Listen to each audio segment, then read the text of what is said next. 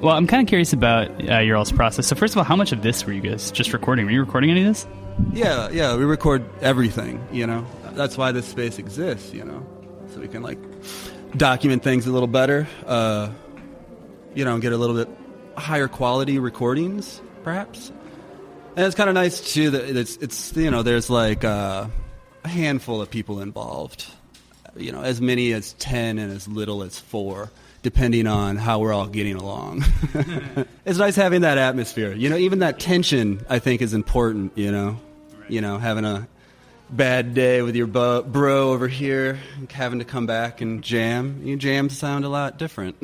Well, you know, it's like being at a gym, you know, you get around a bunch of weightlifting equipment, you know, you feel strong. So get around a bunch of wires and tape loops and I guess that's mumbling dudes, you feel strong, you know. So I'm kind of curious about process when it comes to like when do you guys, like when you're doing something like this, do you know what it'll turn into, like how you'll put it out, like what form it'll take? There's an outline, a theory of building it, letting everybody get their own loops running or their own modes or whatever, but it's all improv. You know, we know the gear and we know its limits, sort of. We're still, you know, figuring it out. But mostly these jams are just improv sketches. Well, I mean, it's kind of, you know, we've been doing this style of wolf jamming, you know, since the jump. And if we go to Nate's house, it's really small, flat sounding room. Hold on a second. Can you start over from that thought? So, you know, if we go to Nate's house, the Burning Log, as the studio is called, it's like flat and it's really direct. So that's a whole different style of jamming, and you know that's a lot better for beat writing and you know details and getting your sound as sober as possible. You know, whereas in here it's a lot of reverb and it's bigger sounding, so it's nice to kind of flip it so you don't get used to one sound. You know. But as far as you know, what we're doing with these sort of recordings, you know, I don't know. Nothing, really. I mean, we occasionally put them out nowadays, but mostly just when we go on tour. But I don't know. I guess they lead to other things. But I don't know, man. I just feel like we're not really trying to take everything so historically important and crucial that we have every single thing available for everyone, you know. It's kind of just fun to... be casual. Yeah, just to fuck around, you know. Like a homeboy, Lightning Hopkins, used to have his guitar all day and just play, you know, if he was on the bus or at a studio, you know. So that's kind of what we're trying to get back to, you know. Sorry, I keep saying, you know. Oh, that's good. But, you know. Let's talk about, like, so this new album is coming out on Third Man Records. When you were working on that album, did you know that it was an album? Or did you, like, how did you find out that you had an album in there? Well, it's a really long story. I mean, that record spans, like a year and a half? Almost maybe 2 years almost. It's even longer, yeah. I mean, there's a jam, Asbestos Youth, we've been rocking for mucho time. We have 2, maybe 3 records, like, that we are worth of material, you know, from that 3 years. I don't know, that's what John's saying. I think it's 2.5, maybe 3. So it's strange. We would listen to all the recordings, and you know they all stand good on their own. But it took us about 3 years to finally find a sequence of them that sounded like a record. You know, but we weren't. It was kind of that is the process. You know, we were really patient, and sometimes it takes a really long time. You just got to keep making new tracks and trying them out in the sequence. You know, I had no idea that record was going to turn out like it did, especially, you know, how it starts. It's very, very mellow. And, you know, it goes back to the casualness. You know, it's like we learned a lot when, you know, you don't got to be intense all the time. You know, who likes that? Who wants to go out with someone who's intense all the time? You know, Shakespeare? Screw that. I mean, like, you know, it's mug, man. It's mellow, you know? Yeah. You don't need to scream everything you say or freak out or have a hissy fit, you know? When my daughter does that, I got to ignore her, and then I get what I want. So, you know, there's a lot to learn, you know? So when you strip it back and just get more casual, then the message comes out easier. Do you feel like you guys were more screamers when you were younger? I mean, of course, testosterone's high, more hair on the head, a little more erect, more. No, what do you mean? Yeah. It's a problem that Jim has, but we'll talk about it. Jim, you're a retort. I feel like I'm moderating a debate right now. So like you said, this album took a couple of years to sort of pin down a little bit. Did you feel like there was a specific vibe or mood that you guys started to chase, like when you were in like sort of the paring back process? Yeah, I think when Nate wrote the blueprint for the first song, "Catching the Rich Train," then the whole record kind of unfolded right from there. Because to me, I think it's the best song we ever wrote. And we always go really hard, or we always go through so many possibilities, thinking of how it would sound like a book, like everything in place, the chapters and everything. So once we got that as a really ground base, then it was just kind of like from there. But that song really kind of captured the somber mood. It was funny. Now that I think about it too, like in a way, we did start the first year with an idea of, well, just straight up of trip metal. Like we were like, we need to make some really crazy songs, some fast, kind of fun songs. Like, let's have a good time with our music for once, Let's write a song where Jim can shit his pants on stage. There you go. There you go. There you go. Point in case. We have so much fun. And we did. People shit their pants. As we started to try to do something, we realized it wasn't necessarily working. Yeah. We needed to be casual about it.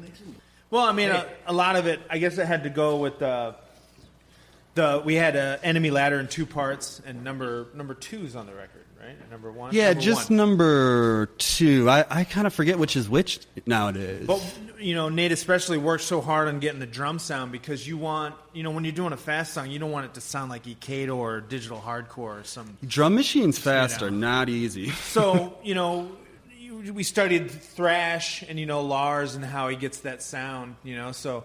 Once we got that done, we're kind of like, oh man, let's just cool out and get deep in the cut, man. Yeah. It just kind of went from there. Once Jim pooped his pants, we kind of, that was the peak. That was obviously the peak. But every time we would practice that song, we'd look over and he'd be like, oh. Every time we did that song, he'd poop his pants. We had to stop. I need to get Jim on the mic for Not this. Not every time, man. Once.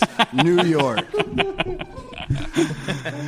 Well, once is enough to have that story repeated a bunch of times. And it wasn't like a string down the leg into the socks. It was like a turtle had gone too far kind of style, apparently. Yeah. All right. Sorry. No, this is great. This is great stuff. So I when I think about you guys recording for like 2 years and just sort of working through material and then kind of working through moods, like literally working through moods and like behavior issues, literally working through our problems, and not focusing on a record, just trying to let it come out somehow. And when you open up the gates, that poop's going to run down that leg. Especially when you're on chocolate shrooms in front of like 500 people. It's a hard image to get out of your head. Yeah, I mean, it seems like if there's a concept behind this album, I think we've just hit on what it is. So like you said, you guys are working through moods. It's like literally like every day you're coming to this room with whatever you're feeling, whatever you're going through. Yeah, I mean, I think I can speak for the guys and say that's the reason we kind of are happy to make music. You know, that unfortunately it's the only thing that I can kind of do that. I don't. Well, I mean, you just it's easy to work through my problems through music. We roll in and we just let it go. And if there's an idea that we can repeat, cool. But if not, because making music on the spot is fun. It's a fine line between improvising quotes, all capitals, and improvising, undercase under the tongue. Because when so many people improvising, I mean, Jesus Christ, I don't want to read an interview with a dude talking about improvising. That is just, that's like looking at Burger King coupons on acid, man. You're not going to come out with anything. I mean, ideally, you want music where you don't know how it was made. It was just made. Like, your mom makes you a nice meal. You're not up her nuts to be like, Mom, what did you do? Who is it? You just want to eat the damn thing and go watch cartoons, It's just, dude, it's just a song, man, Yeah. It's not the end of the world. It's not Jeopardy, This new record, it's 6 songs. How much do you feel like you guys pared back? You pared back through 2 years worth of material to get to those 6 songs?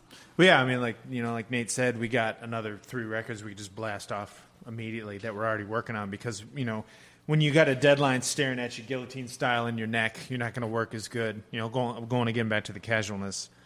And, I think, we were going to make it a double LP, but we're like, just, keep editing it down. On tour, we always bring a batch of recordings to listen to in the van because, we're not real chit-chatty dudes. In the van, we all like to listen to stuff, so that's a really good time to listen to your own music, because you're driving and there's not a lot of other distractions. So we made this one mix, and then we found ourselves listening to it 7-8 times in a row. And then it was like, kept going on, and we just were like, shit, we don't need to do anything with this. I think this bad boy's done, minus getting Homeboy Leaf in there, and yeah, we should introduce Leaf. Yeah, where is he? Yeah, he's right here. Yeah. You're behind me the whole time. Yeah, let's talk to you. So, what role do you feel like you play in these records coming together? What I provided was fresh, unbiased ears for the final product. So they've been, like they said, they've been hammering away at these things for years. And when you stay on a tune or several tunes like that, you can't hear them anymore. And so they brought me in because I could hear them and had a little bit of skills on the mixing and stuff like that. And so I worked on them. And my main goal was to not have too fresh of ears or my own perspectives because they have such a legacy sound. So to not change the Wolf Eyes sound, but to clarify what was given to me stem wise. It was a long process. I had another friend of mine come to town and help with the record as well, and we actually recorded the B-side of the 7-inch with him. Yeah, Charles Ballas. I mean, he's an amazing cat. So it was. I mean, like I said, we worked with a lot of different people on this record, which was nice because it was tiring. Yeah, who's the lineup on this record? If you can you like, is that easy to do? Is that easy to say? The 3 of us, really. The 3 of us, just like normal, but we had Charles as well. It was interesting. Then the same reason that Campbell was involved, right? It was just natural, and they worked really well on the platform that we were working on. It was just. Well, I mean, they both really know new technology, and they really know electronics. And we tried to go in a normal studio a couple times and just didn't work at all. So, you got to get kind of these guys who really know software and yada, yada, Not only that, they're the most musical people that I've ever met as far as discipline and arithmetic and knowing their shit. Well, there you go, too, right? I mean, I guess that was kind of one of the goals was to do something a little more musical, You guys were saying that you could probably cobble together like a couple more albums like from all that material. Are they like different like moods, different vibes than what's on this one? Yeah. I think if you listen to the Velvets, they're completely unique in that it's just a really sustained mood, and that's where you get the ache and the cranky violin and just the tension is a mood. Elastic out to a certain amount of time, and it's just like one. You drop a needle on any Velvet song, and it's one mood the entire time. It's weird. It's like monotonous heartbreak or horror, or and I think once we really tapped into simplicity and stuff like that, we were able to really just be like, this song is about one mood. Let's just sustain it. The 3 R's of rock. So we, and that's not easy to do. You got to kind of let your ego go a little bit and not be so in like a 50-yard dash to get to the end of the motherfucker. You know, you just got to ride it out. You know, you got to kiss more and thrust less. You heard? Yeah, I got you. That's what they tell me. So, I mean, the new record, it's different from other Wolf stuff because it's really, I mean, you know, Rich Train is a sustained mood. Todd is a sustained mood. Asbestos Youth, the album closer, Cynthia Vortex is a really intense, sustained mood. So, you know, it's like, it's just really focused on one particular mood. And, you know, when you're doing a painting or a drawing, you're doing it, and all of a sudden you see something, and you're like, oh, that's what it is. And then you can just go do all the fine details to finally nail that one thing that makes that piece. And, you know, with Charles and Campbell, they really helped us do all the subtleties to finally, you know, guillotine that mood in. I wanted to go back a little bit, if you don't mind talking about it. So your brother is on the cover of the album. I'm kind of curious about the rationale for that. Why is that? Why does that fit this record for you? We were going through a lot of different changes in our lives. My brother passed away this past April, and it was significant in a lot of ways to the record. Because we actually, Twister Nightfall is dedicated to Scott Ashton, who passed away as well, and he was a good friend of the family. So there's a lot of respect and tributes to friends and family and inspiration from, you know, those sort of people in there. I mean, Scott's drumming. You can hear it on the record. I mean, it's blatant. You know, I just took out the cymbals because I'm not a big cymbal fan, you know.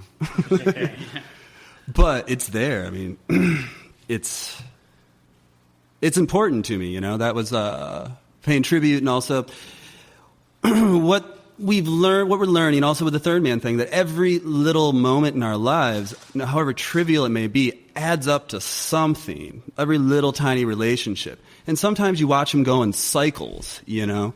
People fall in and out of love all the time, you know. So really what this album kind of represents, you know, is that. And in a way, we've never consciously done anything like this, but we didn't do this consciously. It just was kind of what happened over the past 3 years, you know. And it's not really a solid document, but it is, you know what I mean? It didn't document every moment, but we have all those moments actually documented. So it's strange. It just tells a summary, really, of what we went through in the last couple of years, which, you know, it's been really cool. It's been really hard, and it's been, you know, some of the best times, you know. Bittersweet. Yeah. And the colors that Pete painted, and the really strange image of the woman in the desert, it matched the record perfectly. He also painted our first album cover, so I thought that was kind of interesting as well. And the back cover is us at the Wailing Wall, and then the insert is us at the Satanic Gig. So it's kind of like a bunch of heavy stuff thrown at you. Yeah. You had a heavy year. Yeah, it sounds like it, man. Yeah. So I talked to Nate and I talked to Jim. What was it, like a month ago now? Yeah, about. Yeah. So couple things that I'm thinking about from that conversation, because I'm going to make you repeat some of the things we talked about in that conversation, if that's okay. But one of them was that you mentioned that you thought that Jim was really important in how this record came together. I'm wondering if you guys could elaborate on that. Well, I don't think it's the case anymore. Since the poop thing, it's just been weird, man. I mean, since, 2 weeks ago? Different story. Yeah. And then there's the jar of acid that I had. Oh, man. And the shrooms he swears I left in the rental. Oh, man. Now, Jim brought a whole new vibe. But again, going back to the relationships we make in our lives that are very important, you know. Jim was one of those. He was our first roadie. I mean, more or less. I wouldn't call him a roadie. I don't know what I'd call him. He was Toady. But that was when we were kind of when he was with us on the road then. That was when we were young and emulating Motley Crue in our own noisy way. We had a huge tour planned, and we, not the brightest dudes. We're like, shit, we don't have a car. Let's ask this crazy dude we skate with, if he'll go. Already named Crazy Jim. Yeah. So he rolls up, and, we tried to outdo the Motley Crue book because it came out that week. And in a couple nights, pretty close. Pretty damn close. Smelled like hot dogs. Yeah. But the last week of that tour, Jim spent in a medical suit with nothing underneath. And but that was when Jim joined up. I mean, he brought that energy back, and he brought back the memory he had of Wolf Eyes. And also, I mean, God, that was fucking how many years after that was, Yeah. And he we got back, it's when we were all living at Dillaway's house in Marshall Street. He wouldn't leave. We were like, Jim, dude, tour's over. You can go home now. And it'd just be like a week later, he'd still be hanging out in his chemical suit, asking what we're going to do today and stuff like that. It's just like, yo, homie, bro, got him. Tour's done. Jet, we got to make out with these chicks. And he's still here today. Yeah. He was the Yeah, I'm here He's today. telling us to get nowadays. He was the only choice. Also, we got to get a new guitar player, man. This sucks because we loved Connolly, and like a brother, obviously. And we thought real hard, and it took Olson about 5 minutes. Yeah. He was like, and Jim was over. Crazy Jim. Jim was over in an hour. He was over and plugged in an hour, looking real confused. Yeah, I mean that's one of the things about Wolf Eyes is that you guys have had, sort of like a rotating, obviously really, really steep discography. Intimidating, I would say, as somebody who comes to your space and interviews you. We had an interview in Germany a couple months or over the winter, and a lady brought a sheet, and some of them were sheets, and some of them were fake, and we had to realize she was like, all right, is this a real one? And me and Nate were like, it was tough. Yeah. We quizzed each other, and we got them all right, but the years were difficult. And who put them out was difficult. You got all the ones. You nailed pretty much every one. So Well, but it would be like Rad Eye's 7-inch. Yep. Fuck Real me, or fake? maybe Nate did that. And I were like, thumbless human at night. Fake. Nope. Some tape. that's Someone real. else did. When you guys are working on stuff, are you ever, we talked a little bit about obviously having to pare back and guillotine some of these things into being contained recordings. When you're kind of listening to your own music, do you ever have that thought of okay, is this too similar to something we've done before, or is this, do we want to, I don't know, do you ever have that sense of your own history and not wanting to, I don't know, go down a road that you've been down before or anything like that? No, because if you don't want to get caught in a trap where you're trying to flip it, all the time, because then you're just like a dolphin at SeaWorld, just flopping around, flipping for the sake of flipping. But it goes. Marky Smith says always the same, always different. I go to that mentality, and you paint, you write, motifs show up. I mean, just roll with that. You know what I'm saying? It's like a lot of when we were starting out and really pumping out 300 releases a year, cats were like, well, I can't keep up with it. And it's like, dude, you don't need to, man. It's like, I like Jose Farmer. I don't need to read all his damn books. You know what I'm saying? Yeah. It's just, if you want to, they're there, Well, it's like, who's that? Lil B, the bass god rapper, right? Yeah. Dude's released so many mixtapes, and trying to be a completist, it's like you're just going to run out of hard drive space. And why do you need to? You're going to get the idea. You gotta always remember that there's collectors and there's documentation, and as a musician you should be into documentation and not collectors, because collectors are whatever, man. You should not ever plug in and think about a collector. It should always be about documentation. That's obviously why we haven't been putting out so many releases.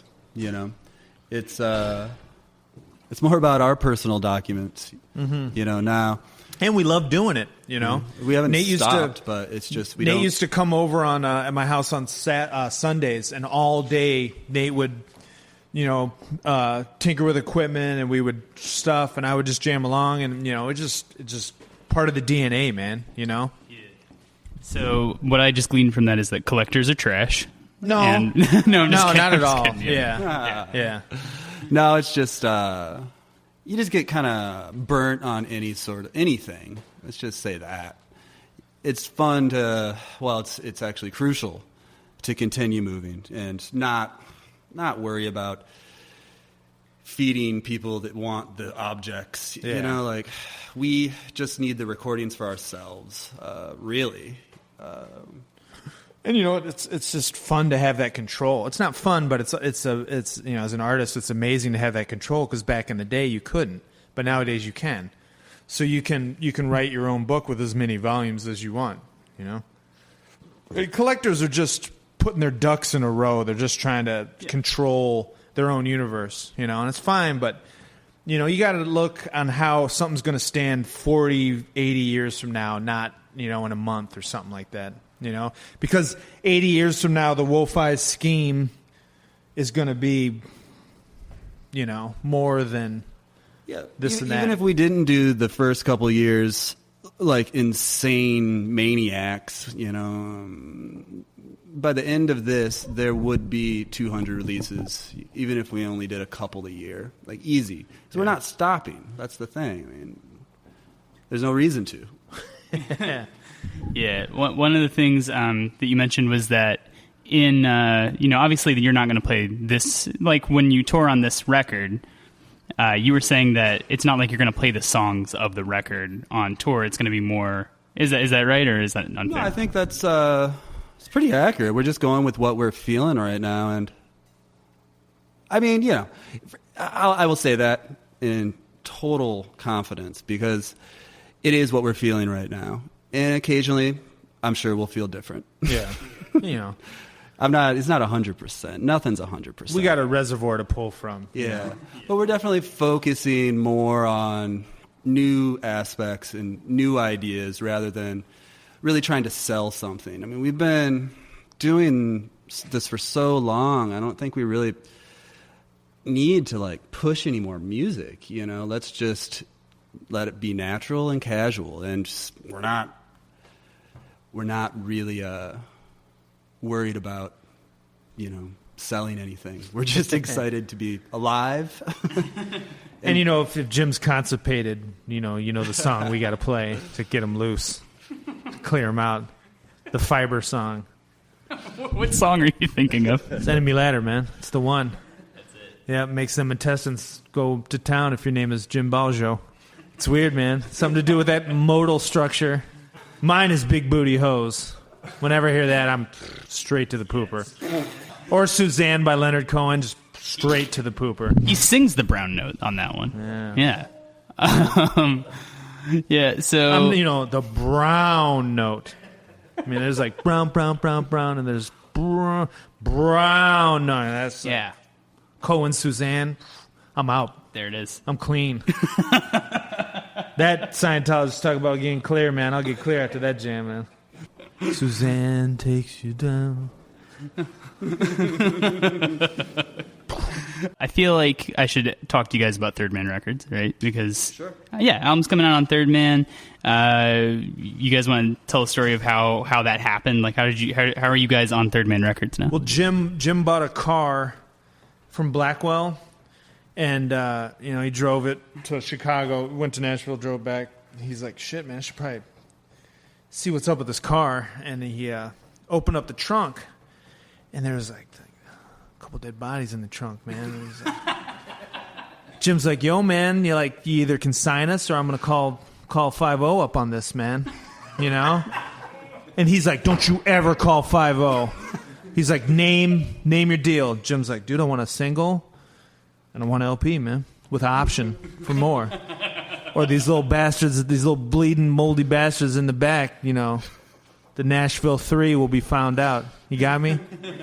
And Blackwell's like, "All right, I'm faxing over the contract right there." You know, that car's in the lot, man. If you want to see them little bastards. And yeah, so they're still in the car. Oh yeah. Dude, we ain't gonna be a part of that crime. I mean, Slim's already cross country with that mug, And it's like something, I don't even know if they're human at this point, man. It's like, whoa. Homeboy's raw. Homeboy's raw. Yeah. He's into some freaky deaky stuff, man. So shit, we got a contract out of the deal, bro. I mean, people die every day, man. Whatever, man. Talking about the jams, homie. Seriously. We got an LP out of that mug, single, couple shirts, patches, shoelaces, barbecue tops. Got him. A Burger King Goth Whopper, man. We're mobbed up, man. So now we go to all these record executives like Warner Brothers, Rockefeller. We're like, yo, man, you got a car you want to buy? You want to sell? Pop the trunk, see what's in there, try to set them up. We're looking, man. Looking. Folkways, dude, they got a lot of cars to sell.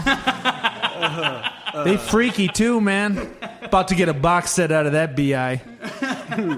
Just, you got dirty laundry, man. We'll take care of it, but it's going to cost a player, man.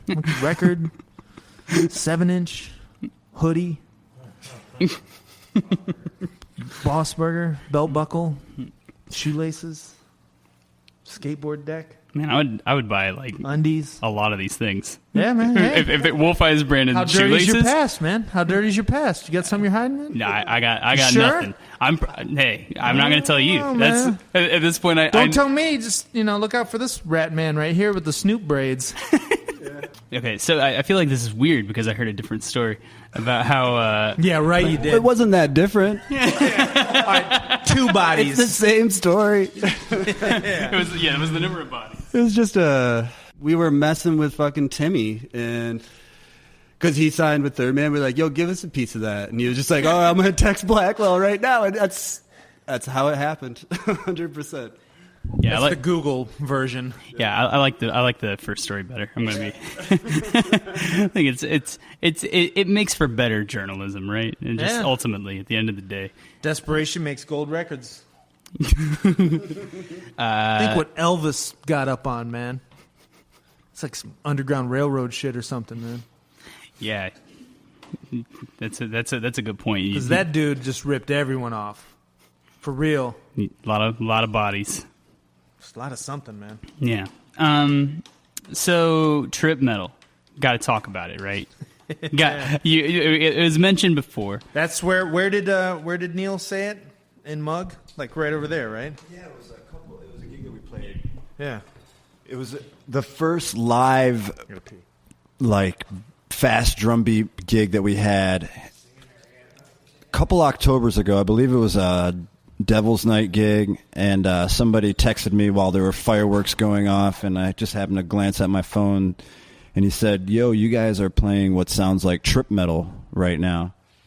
And I kind of kept it quiet, and then I told Olsen and when we went down for some gig in Miami, and he just took and ran with it.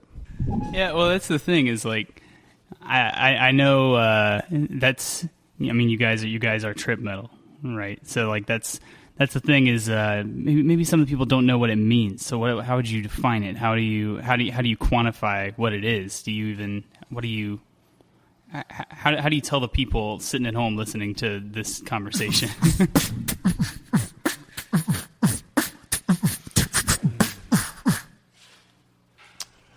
Trip metal aims to capitalize on confusion as a means of connection rather than a threat to authenticity. I feel like that was the best definition I've ever gotten for anything. Well, I liked it because it was part PSA, part rap, which is I think how most PSAs should go from now on, right? Personal sexual encounter? Yeah. I've had a lot of those, man. A lot of them. PSI? Yeah. Personal sexual inspector. What do you got down there, man? Yeah. Versus, a group of sexual inspectors. But if you really want to know what trip metal is, you got to ask Olsen because he will tell you. Oh, yeah. Do tell. Man. Well, I mean, I mean, there's a couple. I mean, there's like the goofball version. Like putting a 7-Eleven on Mars because there's water now. That's trip metal. Kenny G inventing the Frappuccino. I mean, trip metal. Paris Hilton rewiring radios. Trip metal. I mean, it goes back to so much more. I mean, it goes back like we on that same tour with Jim. Me and Jim were driving to lunch with Pete Larson. Or no, not with Pete Larson. We're with Surefire and some weird money thing. And they're like, oh, let's go on a really expensive lunch and bill it to Bulb. So we're like, oh, cool, man. So we were driving and we passed an insane asylum. And Jim's like, dude, check out that insane asylum. And I was just like, oh, that's the best thing I've ever heard in my life. And I've used it ever since, And it goes back to Mug. I was working in Southfield repairing telephone lines, and it was Friday, and it was like all women and just me and another dude. It was an amazing job. And I was like, what are you guys going to do tonight? And this girl Piper goes, oh, there's this place that's got $5 margaritas, and I'm about to $5 them mugs. And I'm just like, you're a genius. I love you forever, So that just became, tattooed and vernacular always. And, the same thing that happened just a couple feet away in this room. Someone saw us playing, and a guy was like, oh, man, it was like trip metal. And it's just that was it, that's all it took. And, language is so amazing. It's another thing like putting out your own releases. You can control it, and it spreads, and it makes everything wider, and it's your own, If you do a skate trick and you invent it, you can never do it wrong, and you've already increased the vocabulary of skating twofold. Look at Ornette Coleman with his harmonic theory, He had to sit down and do that, and no one can say you play it wrong, And it widened music even more. I mean, even more that he's passed, So I think that, not only is it a cry of independence, but trip metal was a cry to loosen up and have fun. And everyone can do it. It's your own thing. There's no goddamn rules. No one really knows what it is. That's the beauty of it. Yeah. And it it's not something that is definable. It's just, it's meant to be undefined. I mean, that's the whole thing. Meant to be yours, and why we started playing music, right? Yeah. And when Neil said that, it just completely made sense. It's actually Vince. Vince, yeah. Not Peel. Yeah. Vince Neil from Motley Crue said it. Trip metal. And it's like jazz. You can't say it mad. You can't say trip metal mad. You know what I'm saying? Ozzy said Makes trip you metal. Smile. Yeah. Ozzy verified it. Ozzy verified trip metal. Trump. Everyone, man. It's leaking. Well, I'm sorry for asking you guys to define it. I feel irresponsible it's trying to nail heavy, it down. man. It's like totally heavy. It's on my mind 24 hours a day. I mean, like my mom asked about it. I roll up to skate parks I never been, and a homeboy's like, "Yo, man, what? Am I trip metal approved? It's cool, man." It works as a verb too. Like, what are you doing? Oh, just trip metal. And, yeah, yeah. Cool. And it's like you can't get mad at someone, And it's, there's a not more women feel like they can be a part of it than like power electronics or penis. Power it has monument no thing. history. Yeah, people can. I mean, it's just you can wear it, man. It's yours. It's like your shirt. Your shirt's totally trip metal, man. Oh my god, are you serious? Yeah, 100%, man. Approved. You could put a patch on the back, but it's that gear is totally approved. This is a big moment for me. I feel really good about this. Hey, that's how I feel too. Thanks. Yeah, I'm gonna applaud it too. Yeah. All right. How we doing, Ted? How we doing on time? We got an hour. I have one related question. Yeah, come on, Doug. So, is it a coincidence that the Trip Metal Festival is happening at the same time as the electronic music festival movement? That's an excellent question. Oh, well, that's easily answered. It's in order to engage in a widely diverse audience, something that we all want in our music festivals. Thank you very much.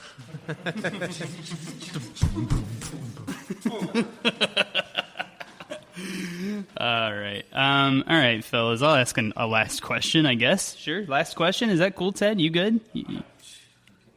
I'm just going to keep asking you questions, Ted. You good? All right. My friend tweeted at Gene Simmons, asked him if he ever been to California. That made my week, and he replied, "Really?" That's awesome. That's amazing reply. I can't think about that. That's every time I think about that, it's just that's about the most trip metal thing ever. It's the perfect tweet, is what that is. The Gene Simmons response, as much as the question itself. Oh my god. Yeah. So, what are you guys doing next? I know you guys are touring a whole big bunch. What do you want to do? What are some goals? We got something around. Well, when the record comes out, we're cutting 60 motherfucking lays at Third Man live. You know, we're doing that, and then we're taking those on the road for like a week or so, and then we're chilling out, and then we might be going down to South America for like a heavy mug in December, and that's about it for until 2016. You know, we got to hit Europe again now that we got something to support because we've been going to Europe so many times with we just put out a CDR. Let's tour that. There's a lot going on, but at the same time, it's business as usual. Yeah. What do we want to do? I don't even know. Trip metal. There you go. That feels like a really good end right there for me. I don't know. Thank you guys. Yeah, man. Thanks.